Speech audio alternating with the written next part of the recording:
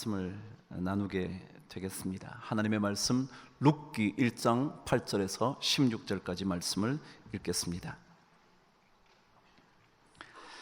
룻기 1장 8절에서 16절까지 저와 함께 교독하도록 하겠습니다. 제가 가지고 있는 구약 성경 402면에 전해 있습니다. 아마 그 근처겠죠? 제가 8절 시작합니다. 나오미가 두 며느리에게 이르되 너희는 각기 너희 어머니의 집으로 돌아가라. 너희가 죽은 자들과 나를 선대한 것 같이 여호와께서 너희를 선대하시기를 원하며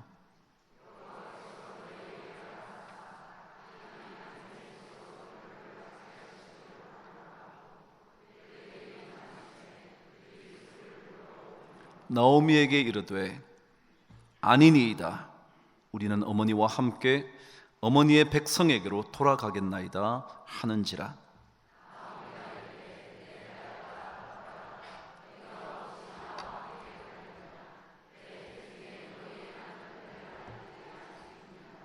내 딸들아 되돌아가라. 나는 늙었으니 남편을 두지 못할지라.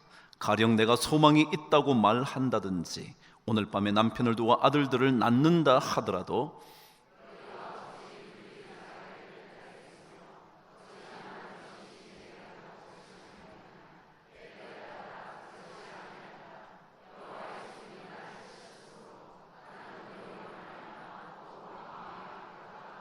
그들이 소리를 높여 다시 울더니 오르바는 그의 시어머니에게 입맞추되 룻은 그를 붙쫓았더라.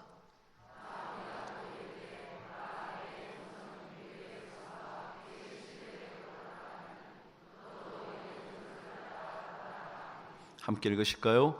룻이 이르되 내게 어머니를 떠나며 어머니를 따르지 말고 돌아가라 강권하지 마옵소서. 어머니께서 가시는 곳에 나도 가고 어머니께서 머무시는 곳에서 나도 머물겠나이다. 어머니의 백성이 나의 백성이 되고 어머니의 하나님이 나의 하나님이 되시리니 아멘. 삶에는 원칙이 있습니다. 그 원칙을 따라가면 삶은 순조롭고요. 그러나 원칙을 어기기 시작하면 삶은 복잡해집니다. 이 원칙을 가리켜 어떤 경우는 삶의 원리라고도 말하고요, 어쩌면 삶을 살아가는 공식이라고 말하기도 합니다. 예전에 수학 공부를 하실 때 공식이라는 말 자주 해보셨죠? 그 공식이라는 것은 어떤 문제를 해결할 때 그 공식만 대입하면, 그래서 이 문제에 이 공식이 필요하다는 사실을 발견하고 그 공식을 대입할 줄만 알면 문제는 풀 수 있게 되는 것, 그게 공식이죠. 수많은 문제들이 있음에도 불구하고 그 문제들마다 필요한 공식을 집어넣기만 하면 문제는 해결된다는 거죠.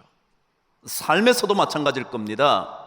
삶의 모든 문제를 풀 수 있는 공식이 있다면, 그것을 가리켜 원칙이라고 말한다면, 그것을 가리켜 원리라고 말한다면, 그것을 가리켜 법칙이라고 말한다면, 그것을 대입하기만 하면 삶의 수많은 문제들을 해결할 수 있을 거라는 거죠. 성경 말씀을 읽으면 의외로 가정에 대한 이야기를 많이 하고 있지 않습니다. 가정이 그렇게 소중함에도 불구하고 가정의 이야기를 설교하려고 한다면 본문을 찾아내기가 그렇게 쉽지 않습니다. 그러나 제가 방금 말씀드린 대로 삶의 원칙과 원리와 공식과 법칙이 있듯이 성경에서 말씀하시는 원칙 하나만 있으면 그것을 가정에 대입해도, 그것을 직장에 대입해도, 그것을 나의 삶에 대입한다 할지라도 그 문제는 해결할 수 있을 거라는 거죠. 그래서 오늘 이야기를 읽으면 특별히 가정에 대한 이야기라기보다 시어머니와 며느리와의 마지막 떠나는 모습의 이야기 정도죠. 그럼에도 불구하고 이 말씀을 자세히 묵상하면 우리 가정을 아름답게 꾸밀 수 있는 그런 삶의 원칙을 발견할 수 있을 거라는 거죠. 룻기요, 여러분이 익히 읽어 오셨을 이야기일 겁니다. 이방 여인이었던 룻이라는 여인이 유대인에게 시집와 시집살이를 하다가 남편이 급작스럽게 세상을 떠납니다. 그의 시아버지도 세상을 떠나고요. 그러자 그의 시어머니였던 나오미가 남편도 떠났고 그리고 더 이상 돌보아줄 남자가 이 집안에 없으니 너네들 고향으로 되돌아가는 것이 어떻겠냐고 라고 말하는 이야기가 오늘 본문의 시작입니다. 바로 이 이야기를 읽으면 아름다운 가정을 꾸리는 일에 아름다운 가정을 세울 수 있는 원칙이 무엇인지 발견할 수 있게 되는 것 같았습니다. 여러분, 가정의 어려움이 뭡니까? 여러분, 가정에 풀기 어려운 난제는 뭡니까? 왜 가정이 이렇게 쉽게 무너지는 걸까요? 왜 이렇게 가정이 아무런 대책도 없이 금방 허물어져 버릴 모래성 같은 것일까요? 가정의 문제를 풀 수 있는, 그래서 가정을 잘 붙들어갈 수 있는 중요한 원칙은 무엇일까요? 오늘 먼저 나오미가 그녀의 며느리들에게 말하는 이야기에서 한 가지 중요한 원칙을 발견하는 것 같습니다. 저와 함께 8절과 9절 말씀을 읽도록 하겠습니다. 시작. 나오미가 두 며느리에게 이르되 너희는 각기 너희 어머니의 집으로 돌아가라. 너희가 죽은 자들과 나를 선대한 것 같이 여호와께서 너희를 선대하기를 원하며 여호와께서 너희에게 허락하사 각기 남편의 집에서 위로를 받게 하시기를 원하노라 그랬습니다. 무슨 얘기냐 하면 방금 들으신 것처럼 나오미가 남편을 잃고 난 다음, 그리고 아들 둘을 다 잃어버리고 난 다음 며느리에게 이야기하는 겁니다. 뭐라고 그러냐 하면 이제 너희 남편 다 떠났다. 참는 애들 그동안 내 남편에게 참 잘해줘서 고맙고 나에게도 잘해줘서 고맙다. 나와 죽은 자들 남편, 너희 남편들에게 선대한 것 참 고맙다. 이제 너희 고향으로 되돌아가서 살아야 되지 않겠냐. 가서 새롭게 남편을 만나 각기 새 남편으로부터 행복한 삶을 꾸렸으면 좋겠다 라고 하는 이야기입니다. 근데 여기에 어떤 중요한 원칙이 있을까요? 저는 이 말씀을 읽다가 좋은 가정, 아름다운 가정을 이루려면 이런 게 필요하겠다 생각이 들었습니다. 그게 뭐냐면 어려울 때일수록 상대방을 생각해 주라라는 겁니다. 어려울 때일수록 상대방을 생각하면 그 가정은 아름답게 지켜진다. 그 생각이 든 겁니다. 왜요? 한번 생각해 보시죠. 지금 나오미는 어떤 상태이냐 하면 나이는 들었죠? 남편은 죽었죠? 기댈 수 있는 유일한 아들들도 다 죽어버렸어요. 진짜 남은 것이라고는 아무것도 없습니다. 차라리 손자라도 남아 있다면 그 손주에 기대어 살 수나 있을 텐데 손주들도 없습니다. 아무도 없습니다. 자주 여러분에게 말씀드리다시피 고대의 과부라는 단어는 가장 곤핍한 사람, 가장 가난한 사람, 가장 보살핌 받을 수 없는 사람을 대표할 때 과부라 그럽니다. 이 나오미는 그것도 나이 많은 과부입니다. 오늘 본문 말씀대로 다시 남편을 만날 가능성이 없는 여자요. 그래서 어쩌면 기댈 곳이라고는 남아있는 피 한 방울 섞여져 있지 않는 이 며느리들 뿐일 텐데, 그 며느리들에게 자신의 삶을 보살펴 달라고 말하는 게 아니라 오히려 자신의 가장 밑바닥의 삶의 순간에 그 며느리들의 미래를 축복하는 겁니다. 너네들 그동안 참 잘해줘서 고맙다. 이제 새로 남편을 맞아서 당신에게, 너네들에게 복이 있게 되기를 바란다. 참 어려운 얘기 아닐까요? 우리 가정이 왜 어렵죠? 어려운 이유는 상황이 좋지 않을 때 자기만 생각하는 겁니다. 상황이 좋지 않을 때 상대방을 배려해 줄 생각을 전혀 안 하는 겁니다. 어려울수록 오히려 더 상대방을 비난하는 겁니다. 당신 때문에 어려워진 거야. 당신이 이렇게만 하지 않았어도 여기까지 오지는 않았을 거야 라고 말하면서 오히려 가정을 자꾸 무너뜨립니다. 어려울수록 상대방을 생각해서 가정을 지켜야 되는데, 어려울수록 우리는 상대방을 비난하면서 그 가정을 무너뜨립니다. 여러분 들으셨죠? IQ보다 더 중요한 게 EQ라고요. 감성지수요. 근데 그 감성지수의 가장 중요한 능력이 뭐냐면 공감하는 능력입니다. 감성적이다 그럴 때 그 사람은 공감하는 능력이 크다, 그런 뜻입니다. 이 공감이라는 것은 굉장히 중요하답니다. 이것은 감성지수 EQ라는 책을 쓴 데니얼 골만이라는 사람에 의하면 세상을 위험으로부터 지켜줄 수 있는 가장 큰 무기가 뭐냐면 공감의 능력이라 그런 겁니다. 왜냐하면 사람에게 공감의 능력이 생기면 인간의 잔인함으로부터 구원받는다는 거예요. 여러분, 우리 인간은요 참 잔인해요. 여러분 한번 생각해 보세요.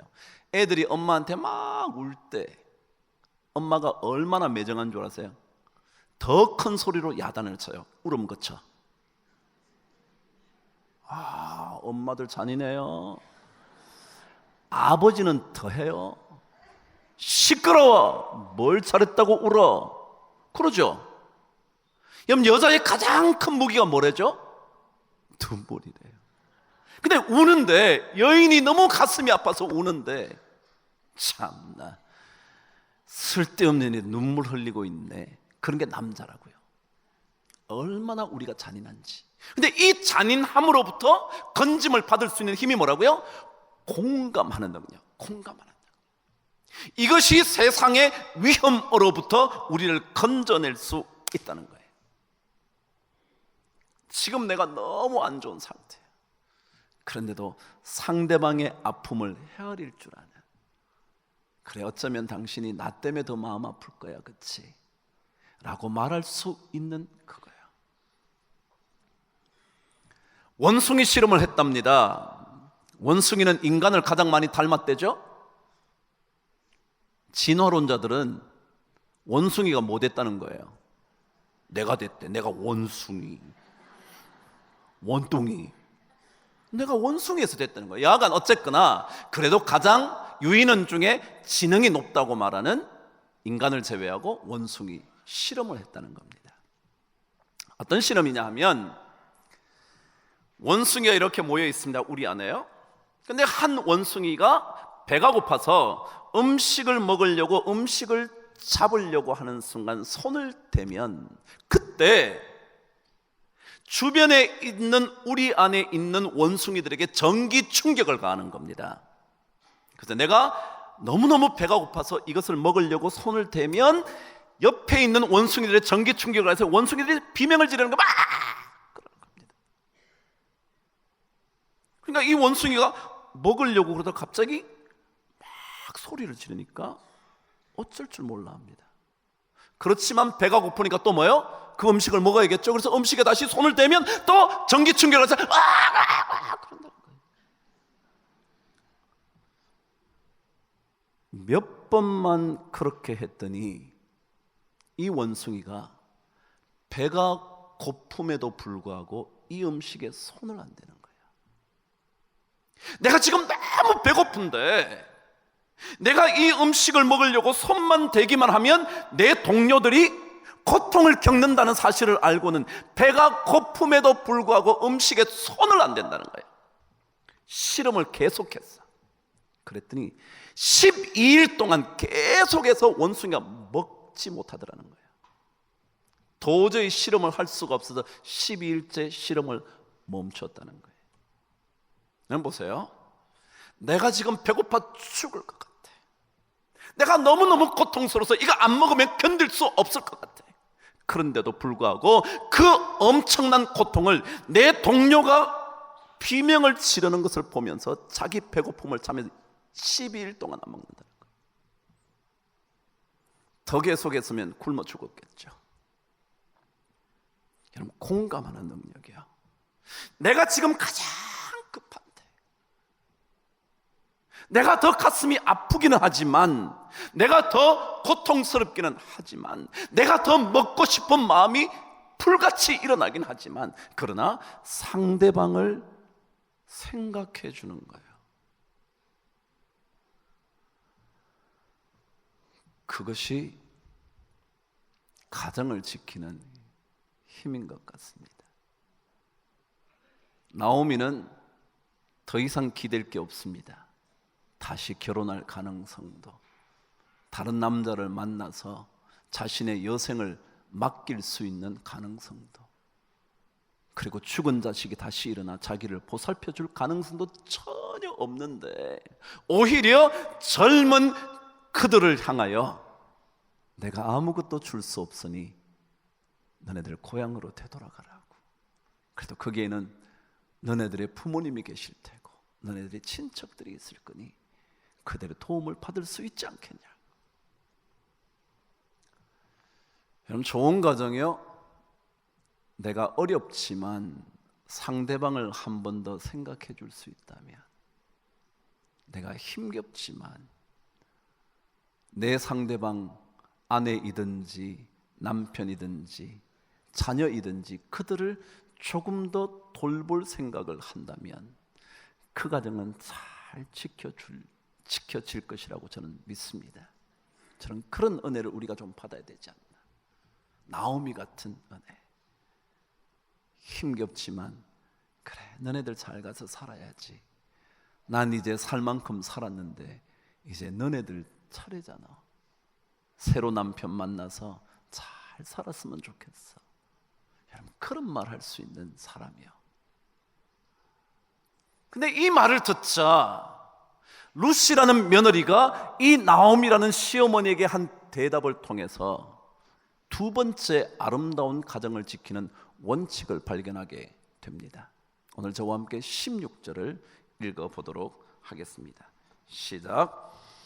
루시 이르되 내게 어머니를 떠나며 어머니를 따르지 말고 돌아가라 강권하지 마옵소서. 어머니께서 가시는 곳에 나도 가고 어머니께서 머무시는 곳에 나도 머물겠습니다. 무슨 얘기냐면, 그 얘기를 듣자 오르바라는 며느리는 시어머니 나오미에게 입을 맞추고 떠나가 버렸는데, 남아 있기로 결정한 루시라는 며느리가 이렇게 대답을 하는 겁니다. 어머니, 그런 말씀 하지 마세요. 어머니 가시는 곳에 나도 가고 어머니 머무시는 곳에서 나도 머물겠습니다.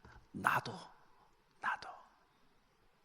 무슨 얘기냐면, 아름다운 가정은 어려운 순간에 절대 포기하지 않을 때 가정이 유지가 됩니다. 포기하지 않을 때.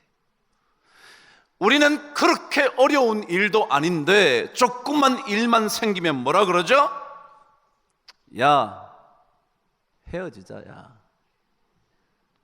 야, 우리 원래 안 맞았나 봐. 우리 역시 성격이 안 맞았는데 그냥 억지로 결혼한 거야. 우리 역시 배경이 잘 안 맞는데 이렇게 살게 된 거야.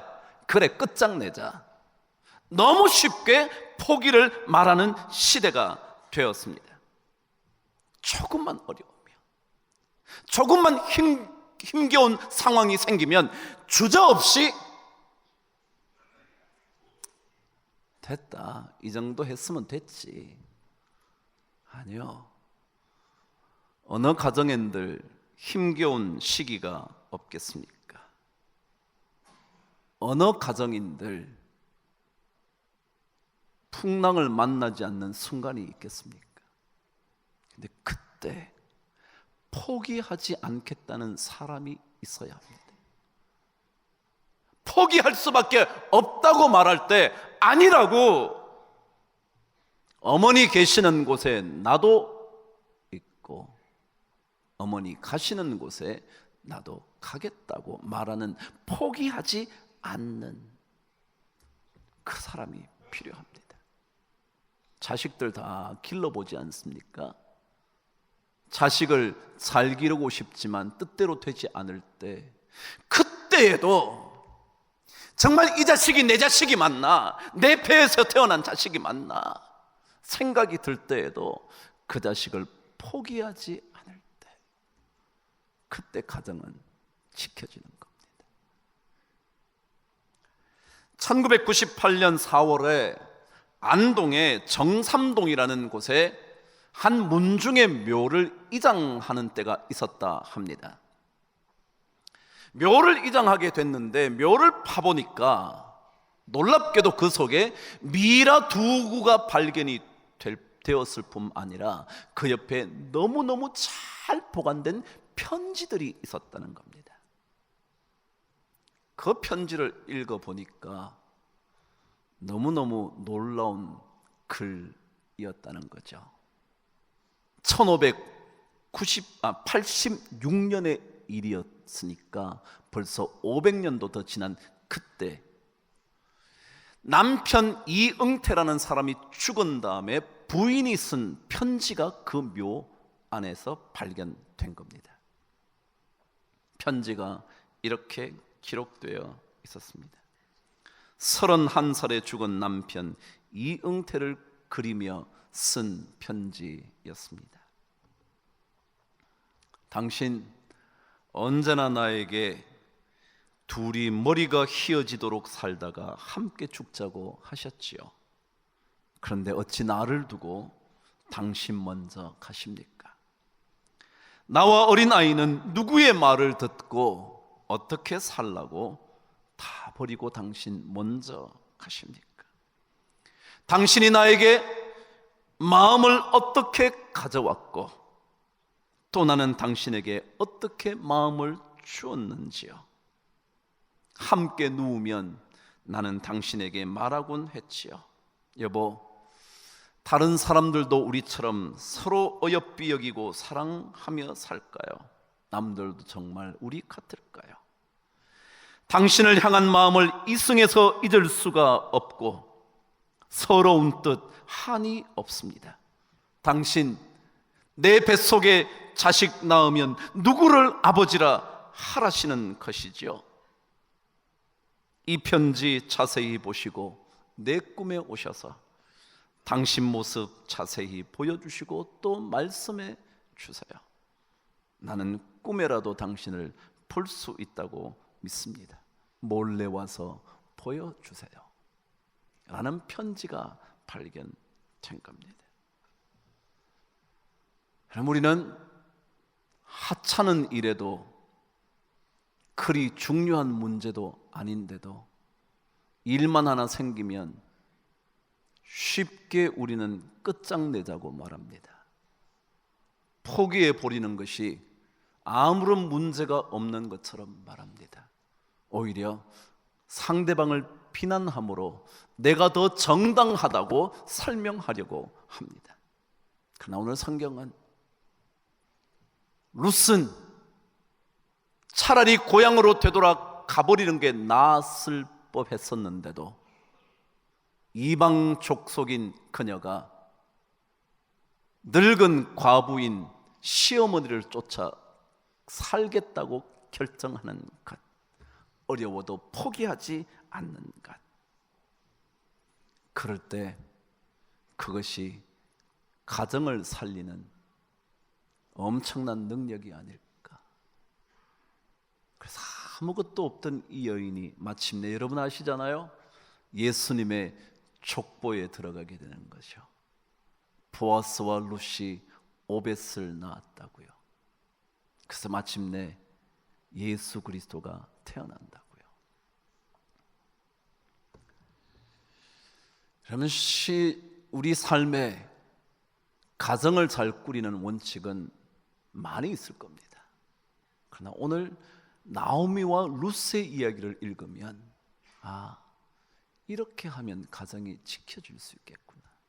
누군가 포기하지 않는 사람이 있다면, 누군가 어려운 순간에 상대방을 한 번 더 생각해 줄 수 있는 그런 삶이 우리에게 있다면, 그러면 우리는 가정을 포기하지 않고 세워갈 수 있는 주인공 되지 않을까.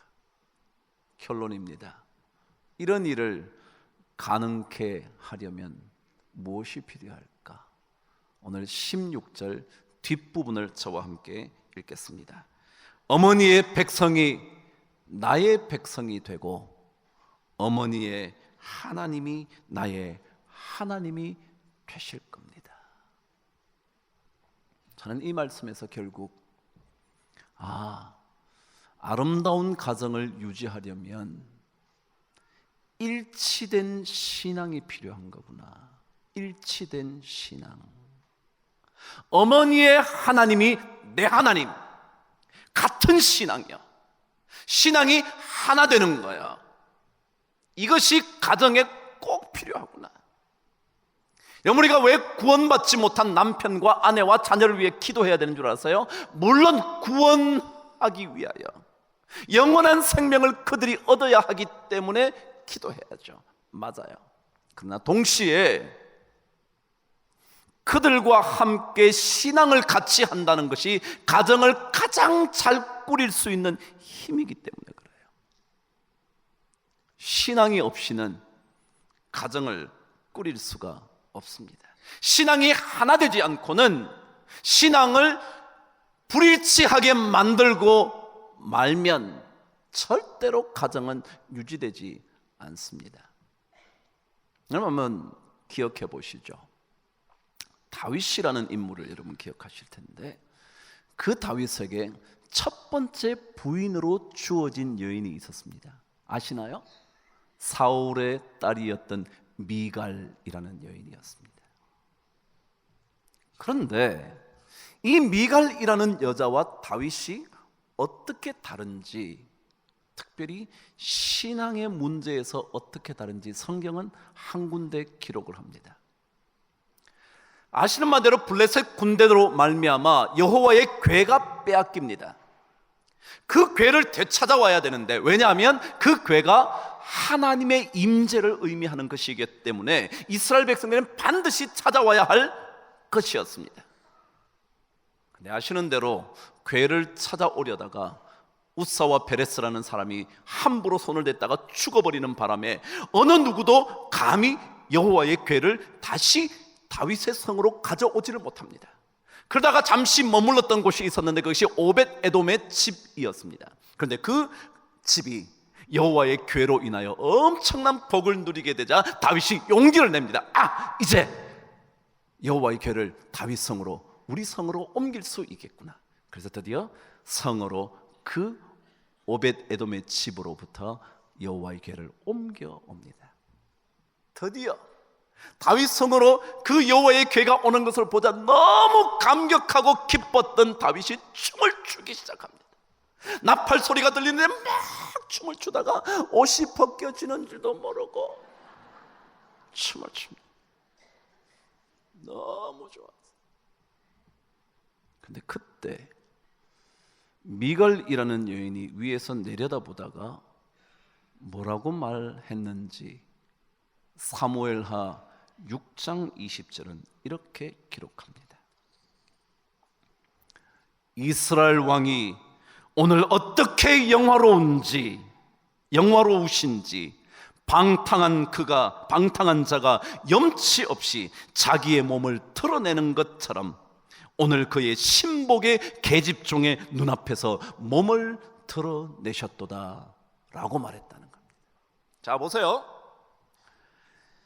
미갈의 이야기는 다윗을 무시하면서 시작합니다. 참 영화롭다고 말하는 당신이요? 그런데 이렇게 계집종들 앞에서 자기 몸을 드러내고 지금 춤추고 계시오? 라고 말했다는 겁니다. 자, 여러분, 여기에 중요한 것은 이겁니다.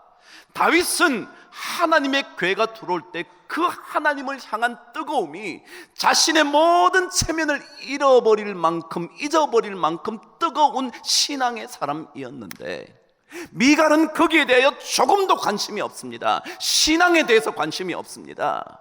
체면만 중요합니다. 당신이 왕이시여? 왕이 다른 여자들 앞에서 몸을 드러내시오? 나한테 드러내야지 왜 딴 사람한테 드러내시오? 라고 말하고 있는 겁니다. 뭐가 안 맞아요? 신앙이 안 맞아요. 신앙이 안 맞으면요 어려워요. 여러분, 교회 안에도요 신앙이 안 맞으면 어려워. 저는 찬송을 뜨겁게 하는데요, 뜨겁게 하는 사람 뭔 저렇게 찬송 뜨겁게 한다고 난리야. 여러분, 저 오늘 3부 예배 드렸다 그랬잖아요. 우리 김 장로님이 3번 기도하셨어요. 우리는 기도를 반드시 서서 하게 합니다. 왜냐하면 중언부언 못하도록. 똑같은 기도를 제가 몇 번 들었죠? 그럼 지겹나요? 안 지겹나요? 정직하게 말하세요. 지겹나요? 지겨울 수 있죠. 근데 안 지겨울 수 있는 방법이 있어요. 여러분과 제 기도가 되도록 하시면 돼요. 남의 기도로 들으면요, 김 장로님이 3번 기도하는 게 지겨워. 요 다음엔 요 단어 나오고, 요 다음엔 요 단어 나오고, 지겨워. 근데 그걸 자기 기도로 만들면요, 1번을 하든 2번을 하든 3번을 안 지겨워.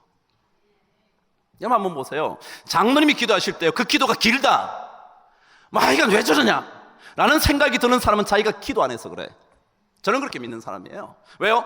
여러분이 기도하면서 막 여러분의 문제를 두고 막 기도할 때 내가 너무 길게 하나? 그런 사람 아무도 없어. 자기 자식 때문에 막 기도할 때 막 밤을 새워서 통곡을 하면서 내가 왜 우나? 내가 잘못 우는 거 아닌가? 내가 기도 지금 이거 왜 이렇게 오래 하지? 금방 끝내야 될 텐데. 그런 사람 아무도 없어요. 근데 기도를 남의 기도로 들으면 뭐예요? 길고 재미없고, 왜 저렇게 기도하고 저 사람 왜 저리지? 그래요. 찬양도 똑같아요, 여러분. 자기가 막 찬양하면요 하나도 문제되지 않아. 근데 찬양을 듣기만 하는 거예요. 아이고 진짜 올해도 하네. 지난주에 했는데 저거 알지도 못하는 게 저 혼자 신나가지고 저러네. 그건 왜요? 자기가 안 해서. 그게 뭐예요? 신앙의 불일치. 그게 교회 안에 가득하면요 교회는 어려워. 자기 것을만. 다윗이요 왜 춤을 춰요? 하나님의 교회가, 하나님의 임재가 다윗 성으로 다시 들어오는 게 너무 좋은데, 그래서 자신의 최신이고 왕이고 뭐고 필요 없어요. 하나님이 다시 오신다. 근데 거기에 관심 없는 미갈은요, 참나 왕이 참 영화롭기도 하시네. 그래요. 가정에도요 이 믿음의 일치가 없으면요 어려워. 그래서 여러분, 우리가 잘 믿고 있어도요 남편을 위해서 기도해야 돼. 내가 잘 믿고 있어도요 아내를 위해서 기도해야 돼. 우리 모든 가족이 다 예수 믿어도요 자식 위해 꼭 기도해야 돼. 뭐 때문에요? 신앙의 일치를 위하여. 왜요? 나는 뜨거워서 열심히 기도하려고 그러는데 남편은 뭐예요? 야, 기도한다고 되냐? 좀 시끄러워 죽겠네. 그냥 교회는 나가. 그냥 교회는 한번 나가면 됐지. 여러분, 그거 되나요? 안 되죠. 오늘 성경 말해요. 롯은 하나님이 당신 하나님일 뿐만 아니라 뭐요? 내 하나님이다. 내 하나님. 이게 있어야 돼요. 그래야 가정이 아름다워져요. 제가 한 중학생 소녀의 기도를 보게 됐어요. 이렇게 말하는 기도였어요. 우리 아빠는 가족에게 잘못한 일도 많고 엄마와 저도 모두 상처를 받았지만 그 다음 말 들어보실래요? 그래도 용서해드리고 기도해야 한다고 생각해요. 왜냐하면 우리 아빠이고 우리 가족이잖아요. 여러분, 믿음이 있으면 이렇게 돼요. 믿음이 있으면 아빠가 상처를 줬지만, 남편이 상처를 줬지만, 아내가 나를 무시했지만, 그럼에도 불구하고 나는 기도해 줘야 돼. 이 신앙이 하나가 되면요, 가정은 지켜져. 근데 이게 하나가 안 되면 상처 준 당신 나가. 나 더 이상 못 참겠어. 난 더 이상 견딜 수 없어. 내가 이렇게 수모당하는 거는 괜찮아. 내 자식들까지 이러지 마. 끝장돼. 여러분, 신앙이에요. 여러분, 이게 신앙 중요한 거예요. 제가 결혼 주례를 자주 해요. 젊은 부부 사랑해서 결혼하기로 결정한 그 자리에 제가 이런 얘기를 간간히 해요. 여러분, 사랑하셔서 결혼하셨죠? 정말 죽고 못 살아서 결혼하게 됐겠죠. 근데 제가 주례한 많은 가정이 가정을 포기하더군요. 왜 그럴까요? 여러분이 사랑 안 해서요? 여러분 사랑이 안 뜨거워서요? 아니요. 인간의 사랑은 그런 거예요. 그래서 저는 여러분에게 목사로서 부탁해요. 믿음을 가지라고. 믿음을 가져야 가정이 지켜진다고. 여러분의 사랑만으로 가정을 꾸릴 생각 하지 말라고. 하나님의 사랑이, 하나님의 도우심이, 우리의 믿음이 이 가정에 필요하다고. 그렇지 않으면 어찌 이 수많은 가정들이 그렇게 사랑한다며 부모님의 반대를 무릅쓰고 가정의 반대를 무릅쓰고 결혼한 그들이 왜 헤어져요? 여러분, 신앙 하나 되기 위하여 기도하세요. 우리 자녀를 위해서 기도하고요, 남편을 위해서 기도하고요, 아내를 위해서 기도하고요, 믿고 있어도 기도하세요. 우리 교회 모든 성도들이 마찬가지예요. 신앙이 하나 돼야 돼. 하나 돼야 돼. 제가 장로님의 기도가 길든지 짧든지 몇 번을 듣든지 그것이 내 기도가 되면 하나도 문제가 안 돼. 그러나 남의 기도가 되면 그건 견딜 수 없는 일이에요. 그럴 때 교회는 어려워지죠. 공동체가 무너지는 거예요. 여러분, 하나 되도록 하세요. 그 하나가 이루어지면, 이 믿음의 하나가 이루어지면 그때 공동체는 가정이든지 교회이든지 어떠한 곳인지 잘 이루어지는 아름다운 공동체가 되리라고 저는 믿어요. 전 여러분의 가정이 그런 복을 받게 되기를, 그리고 우리 교회가 그런 은혜를 누리게 되기를 주의 이름으로 축복합니다.